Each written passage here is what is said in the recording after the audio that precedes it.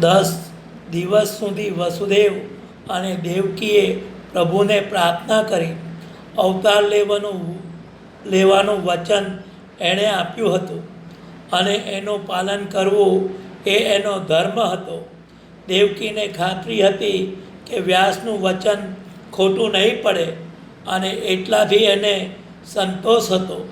દેવકી તથા વસુદેવ કેટલી શ્રદ્ધાથી અને કેટલા ધૈર્યથી એક પછી એક આવતા સંકટો સહન કરી રહ્યા હતા તે મહેલના ચોકીદારોએ જોયું હતું.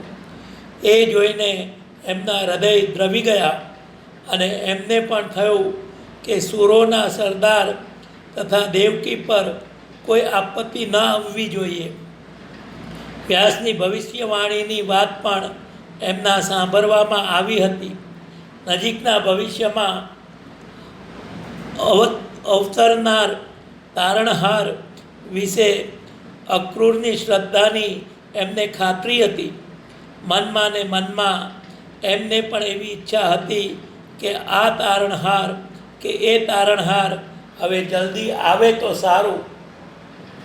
ગોકુળના અધિપતિ નંદ મથુરામાંથી ગયા તેને 10 દિવસ થઈ ગયા. વસુદેવ તથા દેવકીને જે મહાલયમાં કેદ કરવામાં આવ્યા હતા તેની આગળ એક નૌકા મધ્યરાત્રિએ છુપી રીતે આવી. નૌકામાં 3 પુરુષો હતા. એમાંથી એક જણ ઓટલી હાથમાં લઈને નૌકામાંથી ઉતર્યો. કાંઠા પર અક્રૂર ઊભા હતા. તેણે નૌકામાંથી ઉતરતા મનુષ્યને જોયો અને એ ઘાટના પગથિયા ઉતરી નીચે આવ્યા. ઋષિ શ્રેષ્ઠ, હું આવી પહોંચ્યો છું, તરુણ પુરુષે કહ્યું. કંઈ પણ બોલ્યા વિના અક્રૂરે તરુણના હાથમાં પોટલી હતી તે તરફ નજર નાખી. હાજી, જન્મતા જ મૃત્યુ પામેલી બાળકી એમાં છે.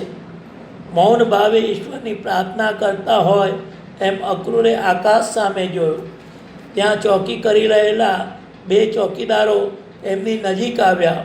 અક્રૂરે ધીમેથી એમના કાનમાં કહ્યું, દેવકીની જિંદગી બચાવવા માટે ગર્ગાચાર્યએ આ બ્રાહ્મણને મંત્રપાઠ કરવા સારું બોલાવ્યા છે.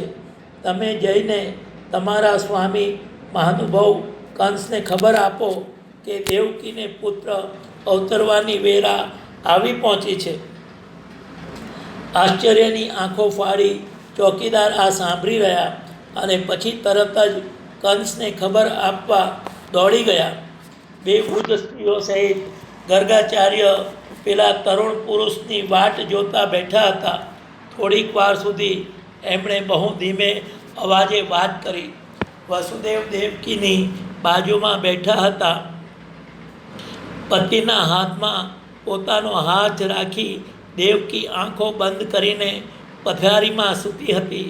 એ પછી ગર્ગાચાર્યએ ત્યાં બેઠેલી એક ડાયણ સાથે અંદરના ખંડમાં જવા માટે દેવકીને ઈશારો કર્યો. બેટા દેવકીના મસ્તકે પોતાનો હાથ મૂકી ગર્ગાચાર્યએ કહ્યું, પ્રભુ તને શક્તિ આપો. ગુરુદેવની ચિંતા ન કરો. જરૂર પડે તો હું અગ્નિમાંથી પણ પસાર થવા તૈયાર છું. મને કંઈ નહીં થાય. સસ્મિત વદને દેવકીએ કહ્યું, આ 2 દિવસથી મને એવું લાગ્યા કરે છે કે જાણે 1000 ફેણવાળા દેવ અનંત અહીં આવીને મારી રક્ષા કરી રહ્યા છે. 2 હાથ જોડીને એ ગુરુના તથા વસુદેવના પગે પડી અને પછી વૃદ્ધ સ્ત્રીઓ સાથે અંદરના ખંડમાં ગઈ. પેલા તરુણ પુરુષે પોતાના હાથમાંની 2 પોટલીમાંની એક વૃદ્ધાને આપી. થોડા વખત સુધી ત્યાં વાતાવરણ શાંત રહ્યું. પછી દેવકીની દુઃખભરી ચીસો સંભળાઈ. ચીસો વધુને વધુ વેદનાભરી બનતી ગઈ. પછી એક કારમી ચીસ અને વચ્ચે થોડાક દુષ્કા સંભળાયા.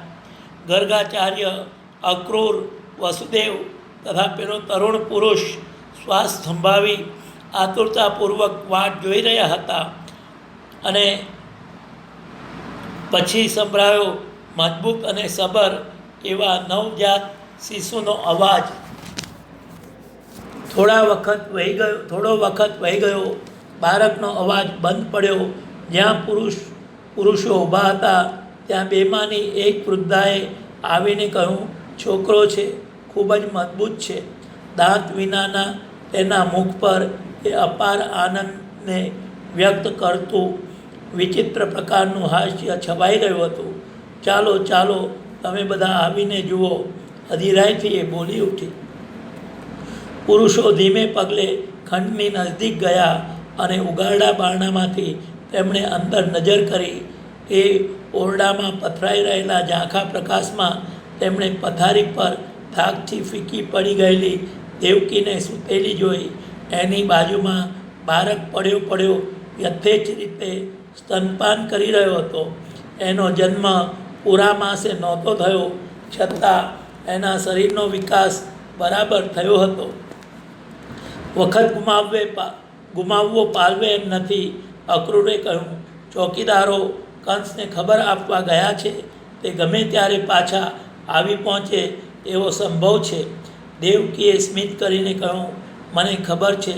બાળકને એ જાણે અમૂલું ધન હોય તેમ એણે છાતી સરસું ચાપ્યું અને પછી વૃદ્ધાને નિશાની કરી બાળકને લઈ જવા જણાવ્યું અને આંખમાં આવેલા આંસુ લૂછી નાખ્યા. વૃદ્ધાએ બાળકને લીધું. તેણે ફરીથી જોશભેર રડવાનું શરૂ કર્યું. વૃદ્ધાએ તેને નવડાવ્યું અને પછી જમીન પર સુવડાવ્યું. ગર્ગાચાર્યએ મંત્રનો પાઠ કરતાં કરતાં તેને ઘરે દોરો બાંધ્યો. આ છોકરાનું નામ શું રાખીશું? ગર્ગાચાર્યએ પૂછ્યું. દેવકીએ તેને કયું નામ પસંદ છે? તનવંગી પણ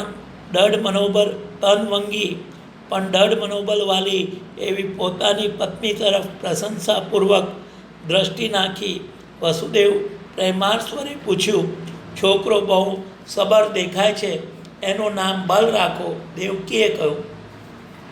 ગુરુદેવ, આપ કયું નામ સૂચવો છો? કુલગુરુ તરફ ફરી વસુદેવે પ્રશ્ન કર્યો. હું તો એને સંકર્ષણ કહીશ. એનો જન્મ પૂરે મહિને નથી થયો. એણે તો ખેંચીને કાઢ્યો છે, એટલે એ જ નામ યોગ્ય છે. ગર્ગાચાર્યએ સ્મિત કરી જવાબ દીધો. વસુદેવે ગર્ગ પાસેથી બાળકને પોતાના હાથમાં લઈ લીધો. પ્રેમપૂર્વક એને છાતી સરસો ચાપ્યો અને પછી પેલા તરુણ પુરુષને આપ્યો અને તરત જ એ પુરુષ બાળકને લઈને અક્રૂરની સાથે ખંડ છોડીને બહાર નીકળી ગયો. ચોકીદારો દોડીને કંસના મહેલ આગળ જઈ પહોંચ્યા. દેવકીની પ્રસૂતિને લગતા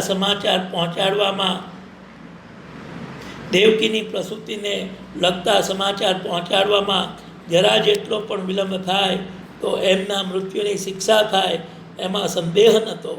એક ચોકીદાર પાસેથી બીજાને ને બીજાની પાસેથી ત્રીજાને એમ સંદેશો ફરી વર્યો કે રાજકુમારી દેવકીને પ્રસૂતા થવાની વેળા આવી પહોંચી છે.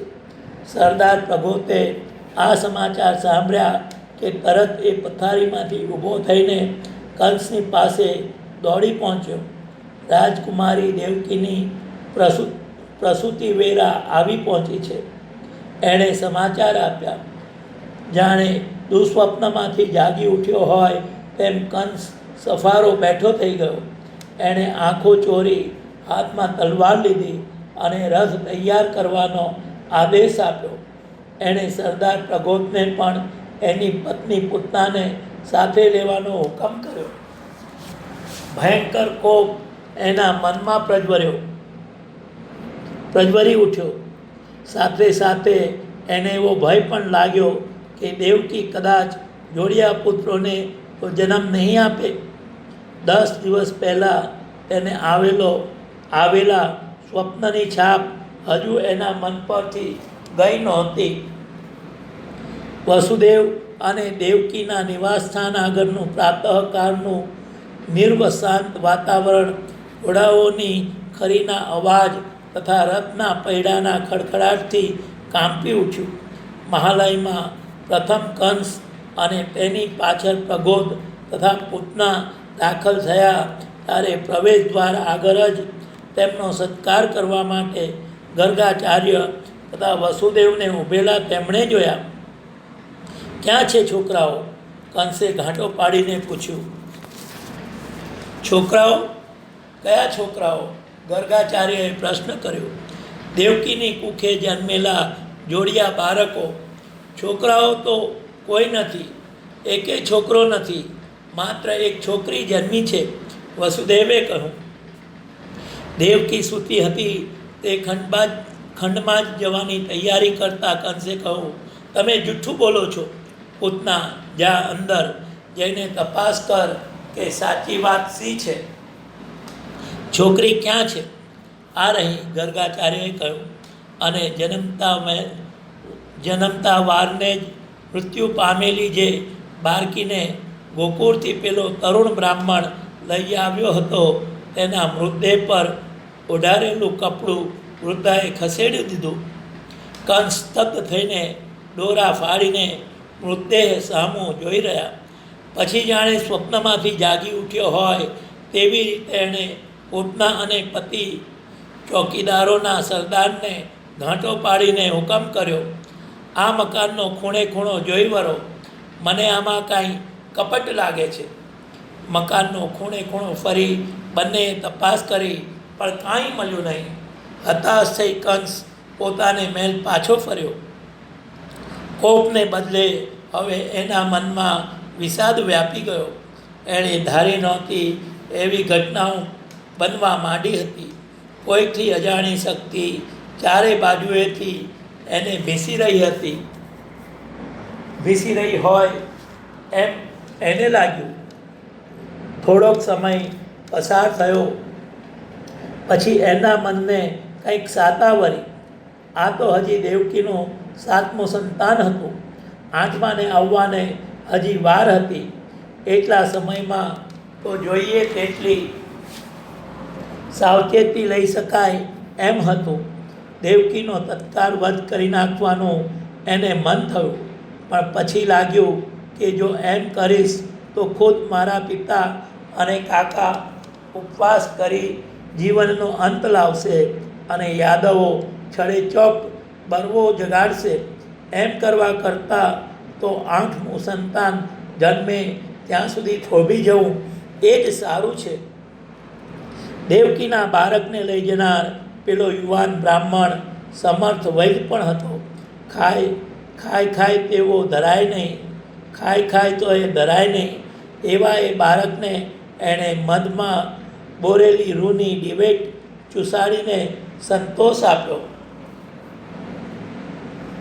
સવાર થતાં પહેલાં તો એ ગોકુળ પહોંચી ગયો. ત્યાં જઈ એણે વાસુદેવની જ્યેષ્ઠ પત્ની રોહિણીના હાથમાં એ બાળકને સોંપી દીધો. રોહિણી એ સમયે નંદને ત્યાં અતિથિ થઈને આવી હતી. એણે પુષ્ટ બાળકને જોયો. એના નાનકડા મુખ પર પોતાની પતિની મુખ રેખાઓ અંકિત થયેલી જોઈ અને એને અકલ્પ્ય આનંદ થયો. બાળકને એણે પૈપાન કરાવ્યું, પારણામાં સુવાડ્યું અને પછી પોતે પણ સૂઈ ગઈ. થોડી વારે એ જાગી ત્યારે જે દ્રશ્ય એની નજરે પડ્યું તેનાથી એ ઉછળી ઉઠી. પારણા ઉપર છત્ર સમી પોતાની ફેણ પ્રસારીને એક પ્રચંડ નાગ ડોલતો હતો. ભયને શંકાથી વિહ્વળ બનીને રોહિણી જોઈ જ રહી. એ એક ક્ષણ એને અનંત યુગો જેટલી લાંબી લાગી. ચીસ પણ એનાથી પડાય એમ નહોતું. જો ચીસ પાડે તો નાગ ચમકીને બાળકને દંશ દઈ દે એવો ભય હતો. એ ભયંકર પર વીતી ગઈ. થોડી વાર પારણા ઉપર નાગે ડોલ્યા કર્યું. પછી પોતાની વિશાળ ફણા સંકેલી લઈને એ ધીરેથી ત્યાંથી સરકી ગયો. પારણા પાસે જઈને રોહિણીએ નજર કરી. બાળક ઊંઘતો હતો. એના નાનકડા મુખ પર સ્મિત ચમકતું હતું.